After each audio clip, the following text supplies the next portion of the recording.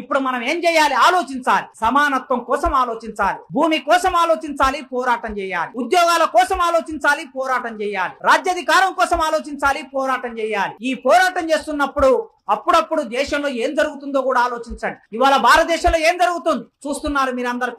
మీరు పేపర్లో చూస్తున్న దాని ప్రకారం ఎవరైనా గట్టిగా మాట్లాడితే వాళ్ళని జైల్లో పెడుతున్నారు. ఎవరైనా ప్రశ్నిస్తే ఇది తప్పు అంటే అర్బన్ నక్సలైట్లు అంటున్నారు. ఇది రాజ్యాంగానికి వ్యతిరేకం అంటే దేశద్రోహి అంటున్నారు, దేశ వ్యతిరేకి అంటున్నారు. ఈ విషయాన్ని కూడా జాగ్రత్తగా ఆలోచించండి. దేశంలో అంబేద్కర్ రాసిన రాజ్యాంగానికి ప్రమాదం ఏర్పడింది. ఆ ప్రమాదం ఏర్పడింది కనుక మీ ఊళ్ళో కమ్యూనిస్టు పార్టీలు కూడా ఉంటాయి, రకరకాల పార్టీలు. బీఆర్ఎస్ ఉండొచ్చు, కాంగ్రెస్ ఉండొచ్చు, సిపిఎం ఉండొచ్చు, బీజేపీ ఉండొచ్చు, అన్ని పార్టీలు ఉంటాయి. కానీ ఏ పార్టీ ప్రజల కోసం ఆలోచిస్తుందో ఆలోచించండి. ఏ పార్టీ భూముల కోసం పోరాటం చేస్తుందో, మన హక్కుల కోసం పోరాటం చేస్తుందో ఆలోచించండి. రేపు మీ ఊళ్ళో ఎవరైనా సరే పార్టీలకు అతీతంగా ఆలోచించండి. రేపు సర్పంచ్ ఎన్నికలు వస్తాయి, ఎంపీటీసీ ఎన్నికలు వస్తాయి. ఇప్పుడు ఏం ఆలోచించాలి మనం? సర్పంచ్ ఎన్నికల వలన, ఎంపీటీసీ ఎన్నికల వలన మన జీవితాలు మొత్తం మారిపోతాయంటే మారకపోవచ్చు, కానీ కొద్ది మేరకైనా మార్పు వస్తుంది. మీరు డబ్బులు తీసుకోకుండా సర్పంచ్ గా నిలబడినోడు, ఎంపీటీసీగా నిలబడినోడు, జడ్పీటీసీగా నిలబడినోడు ఎవరైనా సరే వాళ్ళు మనకు డబ్బులు ఇవ్వాల్సిన అవసరం లేదు. మనం డబ్బులు తీసుకోవద్దు, డబ్బులు అడగొద్దు. ఏమనాలి మనం? రేపు నువ్వు సర్పంచ్ అయితే మా ఊరికి ఏం చేస్తావు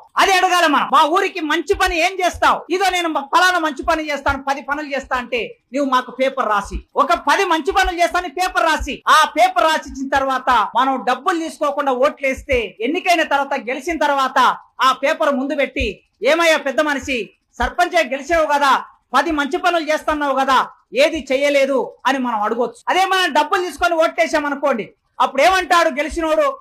ఏమమ్మా నువ్వు పుణ్యానికి వేసినవా, నేను 500 ఇచ్చినా నాకే ఓట్టేసినావు అంటాడు. అందుకే పార్టీలతో సంబంధం లేకుండా కింది కులాల నుంచి వచ్చిన వాళ్ళని మీరు సర్పంచ్గా, ఎంపీటీసీగా, జడ్పీటీసీగా నిజాయితీ పరుని ఎన్నుకోండి.